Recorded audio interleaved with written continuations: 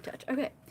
Hello, it is Miss Heather, piano and voice teacher here at Conservatory of the Ozarks. I'm going to show Anna the candle blow exercise.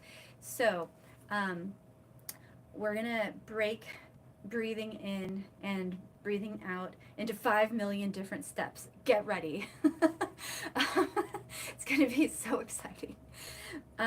So the first thing, and so face the mirror so you can see your mouth. And we want to have this shape for the front part of your mouth.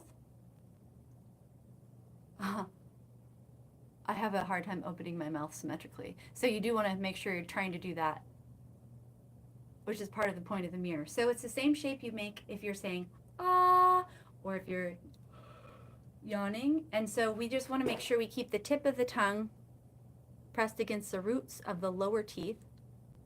And as the jaw goes down, so does the tip of the tongue. Just goes along for the ride in this case. And so that's what the front part of the mouth will do. The head is just like released on top of the spine, and so gravity can just cause the jaw to fall forward into the ah shape. So that's the first step. Can I see you try that? So, And so try to make sure you're thinking of up, not back, because back will, you know, kind of change the way your jaw can open freely. Do you see how your chin's jutted forward a tiny bit? So up might feel almost like you're nodding forward a little bit. Do you mind if I touch you for a sec? No, go ahead. And look at your chin. Let me move you. There. That is up. And now let your jaw fall down. And keep, yep, Good. So that's the front part. Try to remember what that looks like and how it feels. And then the back part of the mouth, or the fancy word for throat, is pharynx. So just tuck that away for later, no extra charge. And so the back of your pharynx, you want to try to open just like if you're yawning. So your soft palate will go up, which we won't talk too much about right now. That's a whole thing, the soft palate lift. But just, do you know what your soft palate is? Up here. At the back, yeah, where the uvula is attached. So like if you were looking in the mirror yawning, you would see your uvula retract. And so, yeah, and the tip of the tongue stays down. So, so we want to do both of these things like almost at exactly the same time. So the jaw drops down and the soft palate goes up in the back of your throat, and in the back of your throat also the base of your tongue sinks down.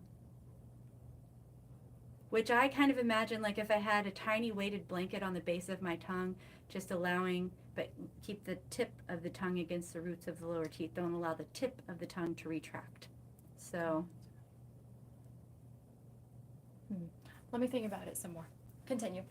And so if you can do that, front and back in one motion, that's kind of what we have to master first. You'll see it's almost impossible not to take air in. So can you just try it a few times and look in the mirror, and I'm going to talk while you do it. Just try to like listen and talk while you try.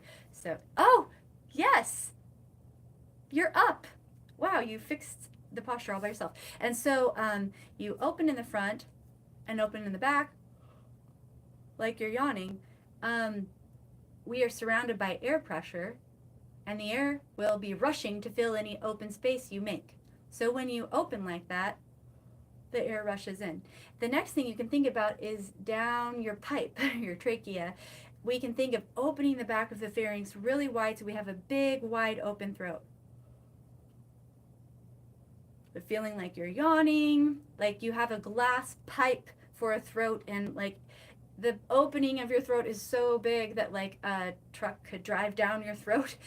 Like, so the feeling of a lot of space. And if you do that, you'll feel you can't keep the air out. So try it a few times, like open in the front, open in the back, and then all the way down your pipe, keeping your posture tall. And if you allow that to happen, then you can allow your abdominal wall to expand like this. You don't have to make your abdomen pop out. You can allow your abdomen to pop out. And at the same time, the chest and the shoulders can just remain calm. So instead of this, like you can practice like with one hand on your tummy and one hand on your chest if you want. Where the chest and the shoulders are going up and down. The chest and the shoulders can just kind of stay how they are, and then the tummy will open up just like the rest of us is opening up. That's not really truly what's happening, right? Like you can't breathe into your tummy, but we're going to like play mind games with ourselves to get the body to do what we need it to do for the inhale. So try that a few times. Open in the front of your mouth, open in the back of your pharynx, open down your throat, and then see if you can let your abdominal wall release just like a split second after you make the shape that lets the air in. And I'm going to talk while you do this a few times. So thinking of air pressure, and then just let it out, however, and then try a few more.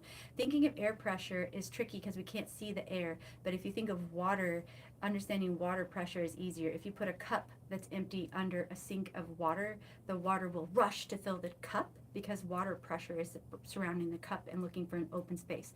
So right now we can use our bodies in the air, make the opening, and the air will rush in just like the water rushes into the cup. We just can't see it happening. So we don't have to think of sucking the air in, just make the shape. You won't be able to stop the air, just like you'd have to like put your hand over the top of the cup to keep the water from rushing in. Okay. So that's the inhale. Another thing we can think about with the inhale is our lower ribs. If you put your hands like right on the very lowest rib, you can feel that when you inhale, the lower rib can gently expand open, sort of like an umbrella opening. And then as we exhale, the lower rib can just naturally soften a little bit, which that's not what all voice teachers teach. The classical way is to keep the rib cage expanded, but you can take lessons with somebody else if you want to do it that way.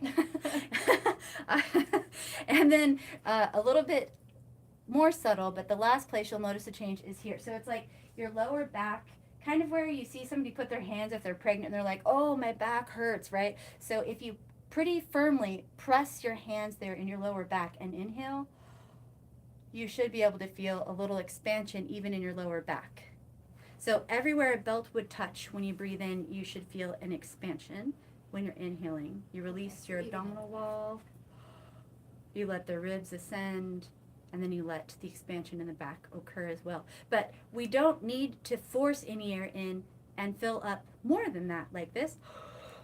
You could hear the high-pitched sound, right? And you can hear while I'm speaking now, my speaking voice sounds a little strained, and you could probably see my hand go up because that's more air than I need. We have a tiny little larynx. That's our instrument. We don't need that much air, so we don't want to take in too much. So you can think of this, maybe we'll just make this the surprise party breath inhale tutorial because I'm out of time, and we'll do the candle blow next time, which is the exhale part. But so here's another thought. I know there's like 5 million things and we're just talking about breathe in. Yeah. So when I say breathe in, I mean like all of these things. And more. But like you can think of walking into a surprise party and everyone you love best is there and they've like made this party and you're very happy to see them and you're very happy to be there. You're pleasantly surprised and you're like how you would kind of like open your mouth and breathe in. And we want this like low pitched inhale, not or that kind of like a high pitched inhale means constriction because a smaller space makes a higher pitch, right? So we want to hear or nothing at all, like silence or something very low pitch. And then the last thing, sorry, this is awkward to talk about, but I want you to think of your pelvic floor, because if you can release your pelvic floor when you inhale and contract as you exhale, which will be the second part that we'll talk about next time, that can really also help power your singing without pushing too much. And so to release your pelvic floor, you can think of the feeling you have when you need to pee and you are going to release to pee. So you release the muscles of the pelvic floor at the same time that you're releasing the muscles in your abdominal wall, at the same time that you're allowing your ribs to gently ascend and open, and at the same time that you're allowing the expansion in your lower back. So you're like expanding. I think sometimes I imagine like I'm blowing up a beach ball down here. So this week, just think about that, mastering the surprise party breath, which is just the inhale. And here's the reason why. After you work to master that, do your exercises and try to keep that same shape. So every time you inhale before you're going to sing, before you phonate, which means make sound, open like that to let the air in, and hopefully we can keep the space when you begin the phonation, because that's what you need. That's the real secret reason behind all of this. Like, yes, you do need to work on your breathing, but the space is what you really, really need, and the breathing will maybe help you get there for the phonation. Okay. Does that make sense? Yeah. Any questions? No. Okay, great. Yeah, I will watch that video. Mhm. Okay. So increase the speed.